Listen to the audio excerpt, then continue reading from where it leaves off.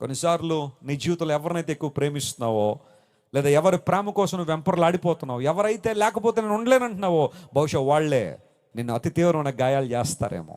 ఆ గాయాలు నువ్వు ఎవరితో చెప్పుకోలేవు, ఎవరి దగ్గర ఆ గాయాల గురించి నువ్వు మాట్లాడలేవు. వాటిని భరించలేక, రాత్రులు నిద్రపట్టలేక, భయంకరమైన వేదనతో ఈరోజు చాలామంది యవ్వన సమాజం జీవిస్తున్నారు.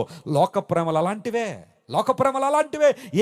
ఏ ఇంటిలో అయితే నేనున్నానో ఆ ప్రేమించిన వారి ఇంట నాకు తెలియని గాయాలు. ఈ రాత్రి ప్రియ దేవుని బిడ్డ, బహుశా అలాంటి గాయం ఏదైనా నీకు తగిలిందా? అలాంటి ఊన్స్ ఏమైనా తగిలి ఇక్కడ కూర్చున్నావా?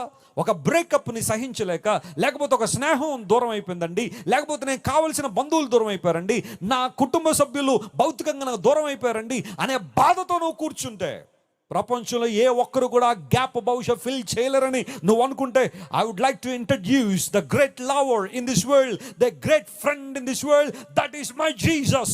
యేసు క్రీస్తు ప్రభు అనే స్నేహితుడిని, యేసు క్రీస్తు ప్రభు అనే ప్రేమగల దేవుణ్ణి ఈ రాత్రి మీకు పరిచయం చేస్తున్నాను. చెప్పలు కూడా దేవుని మహిమపరచండి.